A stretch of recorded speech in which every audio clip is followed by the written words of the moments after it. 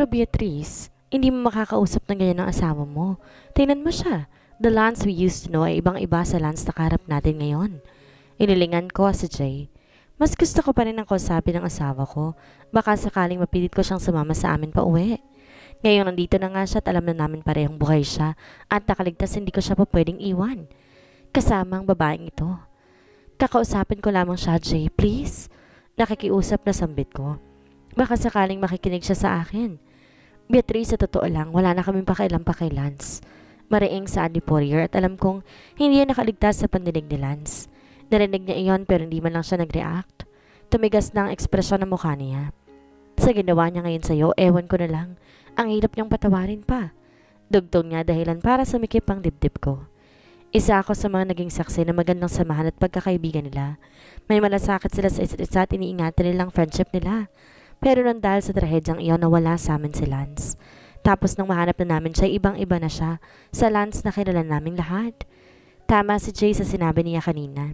Magkamukha man sila ng asawa ko, magkaiba naman ang pag-uugali nila. Pero kahit ganun pa man gagawin kong lahat, may balik ko lang ang dating Lance na kaibigan nila. Ibabalik ko pa rin ang asawa kong mahal na mahal niya kaming pamilya niya. Gagawin kong lahat na makakaya ko. Anong gagawin mo, Beatrice? Tanong sa akin ni Orif. Bigyan niyo ako ng sapat na oras para pilitin siyang sumama sa atin pabalik sa Maynila. Sagot ko na may himig pagkadesperada ang boses. But you cannot force him to go home with us, Bea. Kahit sino mang tao dyan, hindi pa rin natin po pwedeng pilitin sa bagay na ayaw naman nila. Jay blurted out. Please? Hindi natin po pwedeng iwan dito si Lance. Sabay pa silang bumuntong hininga. Naunang lumabas ng bahay si Jay at alam kong masama talaga ang loob niya.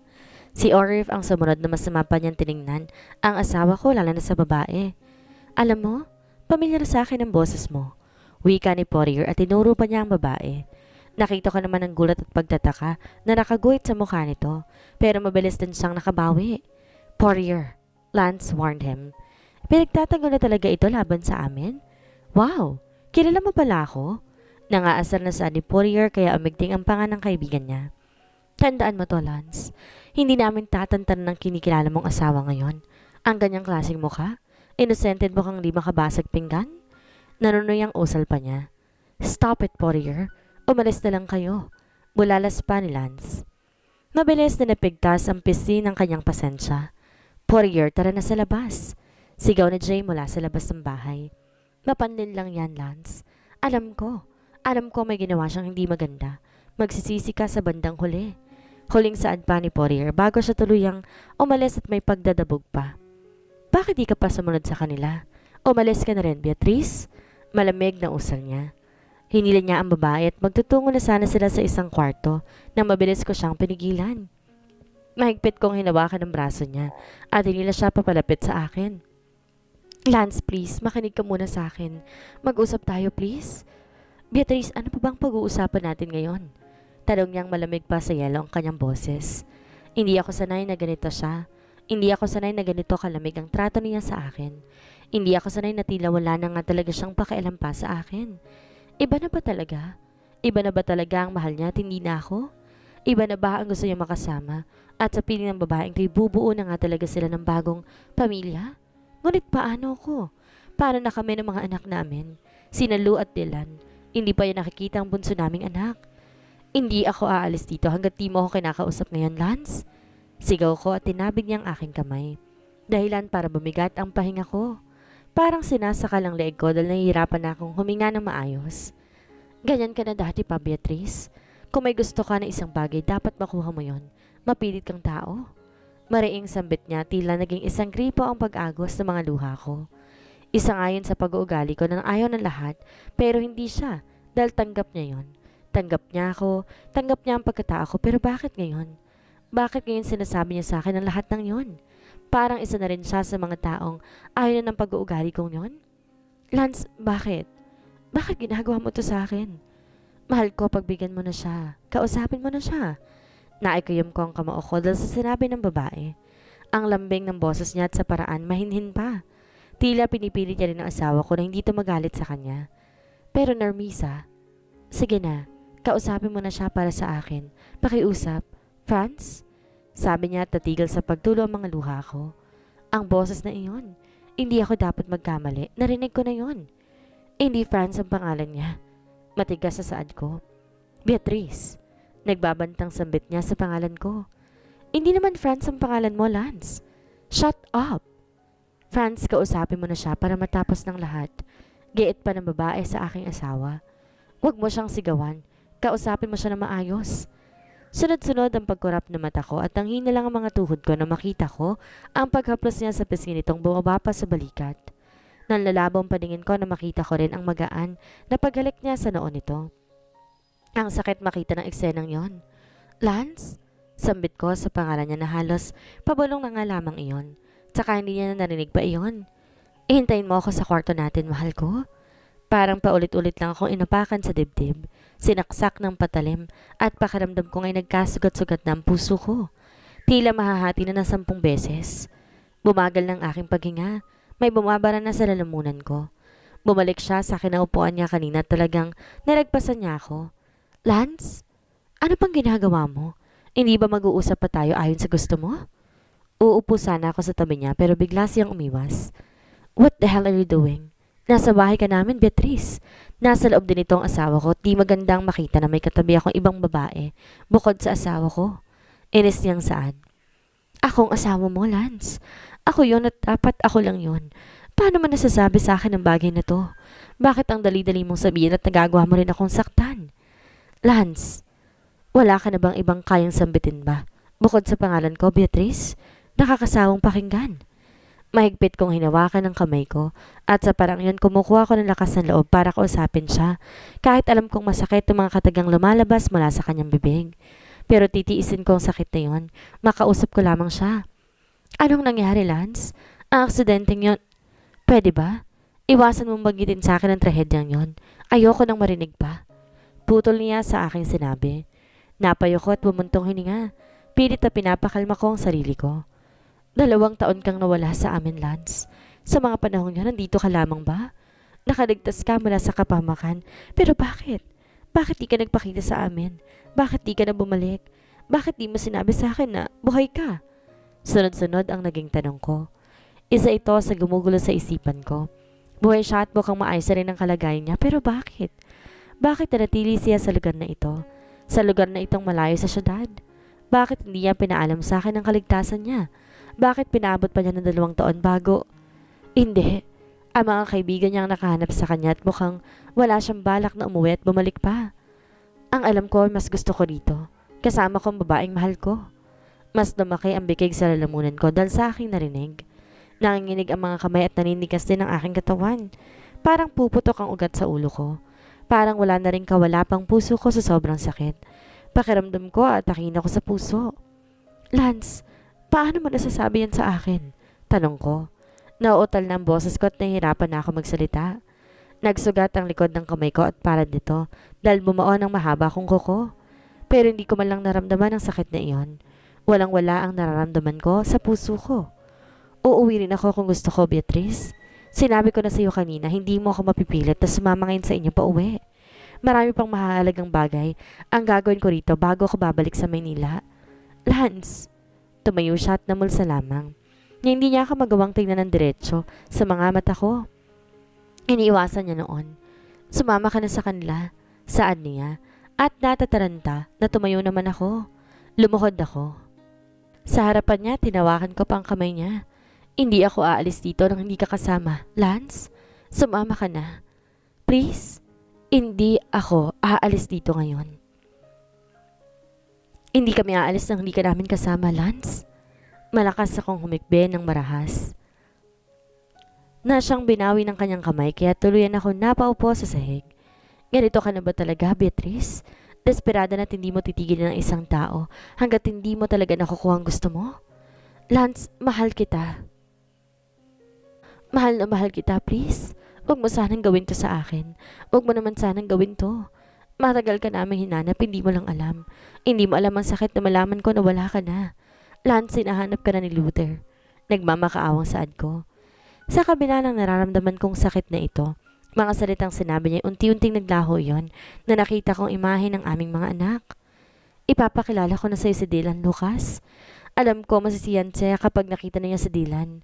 Maging ang aming anak, ganun din ang mararamdaman niya. Lalo na si Lou, na matagal din siyang hindi nakita. Hindi. Hindi ko naman kilala ang mga taong tinutukoy mo at wala akong pakialam sa kanila. Hindi ko sila gustong makilala at hindi ako interesado. Sa sinabi niyang iyon, yun ang pinakamasakit na katagang narinig ko mula sa kanya. Sobrang sakit. Sobrang sakit na kay hirap gamutin ang sugat sa puso ko. Hindi ko na siya pinigilan pa. Hinayaan ko na lang siyang umalis. Inayaan ko siyang pumasok na ng silid na iyon, kung saan doon naghihintay ang kanyang kinikilala ng asawa. Nagawa niya. Nagawa niya akong talikuran dahil sa babaeng yon. Nasabi rin niya mga iyon na hindi pa niya nakikilala mga anak niya at hindi niya na naaalala si Lou. Paano nakalimutan niya? Paano hindi niya nakilala ang aming anak? Sa pangihina ng mga tuhod ko sa pagbigat ng aking paghinga, sa iniinda kong sakit, nagawa kong tumayo ng dahan-dahan. Mabibigat ang bawat paghakbang ko. Tila may nakabalot na isang bakal na nakapulupot pataas sa aking binti at walang tigil sa pagtulo ang mga luha ko. Basang-basa na rin nga ang pisngi ko. Parang anumang oras mawawalan na ako ng balanse. Hindi maayos ang paglalakad ko, tila walang direksyon. Beatrice! Sabay na sambit nila sa pangalan ko at nagmamadali pa silang lumapit sa akin. Beatrice, what happened? I told you hindi mo makakausap na maayos si Lance. Pagalit na saan niya. Are you okay, Beatrice? Tanong sa akin ni Poirier. Humakbang ako palapit sa kanya at timakap sa bewang niya. I buried my face on his chest at doon ako umiyak ng malakas. Naramdaman ko naman ang pagyakap niya sa akin pabalik. Tang-ina, anong ginawa ng gagong yun sa'yo? Huminahon ka, Ori. Naramdaman kong paghagod ng kamay niya sa likod ko. Tila naging bata ako sa mga oras na ito. Gumangawa at umiiyak ng sobrang lakas. Mahigpit kong hinawakan ang dibdib ko at parang mapupunit din ang suot kong shirt. Pati ang puso ko umiiyak din. Sabi niya hindi siya interesado makilala ang mga anak namin. Ayaw niya makilala sina Dylan at Lou. Nahihirapang sambit ko. Umaalon ang dibdib ko dahil sa paghangos ko. Pinokpok ko ang dibdib ko dahil nahihirapan na talaga akong huminga. Huwag ka na magsalita pa, Beatrice. Saan ni Poirier? Malakas ang kutob ko. Malakas ang kutob ko na may tinatago sa atin ng babaeng yon, sabi ni Orip. Tatawagan ko si Hannah Trenos para ipa-background check ang babaeng yon. Huwag ka nang umiyak, Beatrice. Igaganti ka namin. Saan ni Jay? Ang sakit. Sobrang sakit ang ginawa niya sa akin. Ayaw niya talaga sa amin. Ang sama niya. Napakasama na niya sa akin. Ilayo na muna natin siya rito. Wala na akong lakas para magprotesta pa na bumalik sa bahay na iyon at muling kausapin ang asawa ko. Na muli siyang pilitin at pakiusapan na umuwi na kami sa Maynila dahil may dalawang batang excited na makita siya at muling makapiling. Inalalay na nila ako maglakad at mahihinang paghikbi lamang ang ginawa ko. Hindi nawala sa isip ko mga sinabi niya sa akin. Ang alam ko lang may gusto ko rito. Kasama ko ang babaeng mahal ko. Uuwi rin ako kung gusto ko, Beatrice.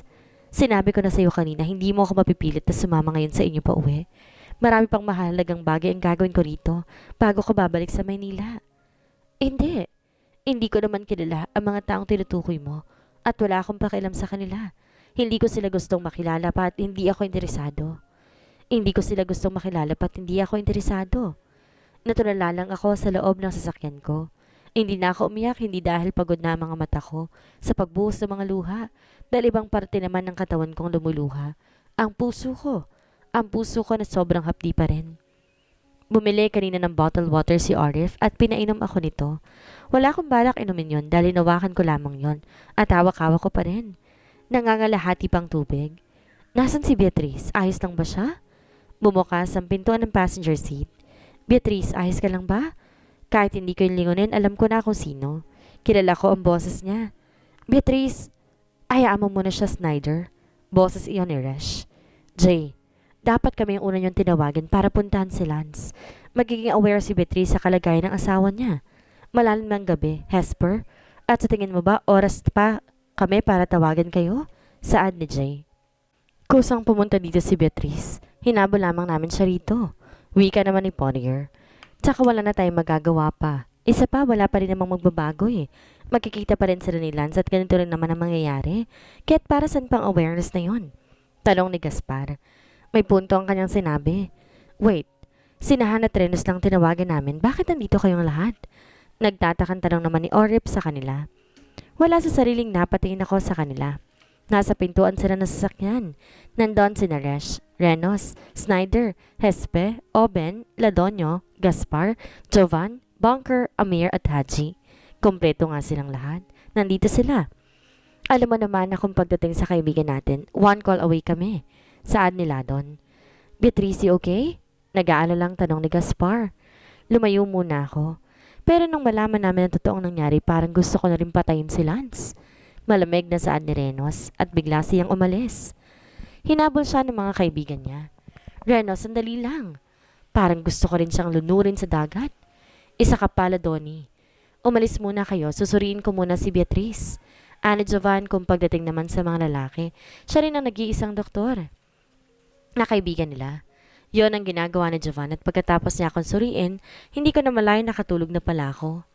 Namagising ako ay nasa may sasakyan pa rin ako at nasa tapat pa rin kami ng bahay na tinutuloy ni Lance at ng kasama niyang babae. Nang maalala ko naman ang kaganapan, di ko talaga maiwasang masaktan.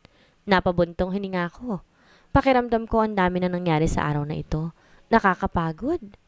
Napaigtad naman ako sa gulat nang may kumatok sa bintana ng kotse ko at binuksan ko iyon. Si Bunker ang nagbukas nun at pinakita naman niya sa akin ang lunch pack na sa akin. Katabi niya ang seryosong Sirenos na may hawak na bottled water. Kumain ka muna, Beatrice. Simula pa kaninang umaga, walang naman na sikmura mo. Ani Bunker at inabot niyang kamay ko para ilipat doon ang hawak niya. Kumain ka. Kami nang bahala sa asawa mo. Sabi naman ni Renos. Tipid lang akong ngumiti sa kanila. Ang kulit mo naman eh. Nasa malayong probinsya ako. Oo, kasama ko sina Renos at Bunker dito. Narinig ko pang sabi ni Gaspar at sinambit niya lang ang pangalan ng dalawang kaibigan niya dahil nakita niya ito.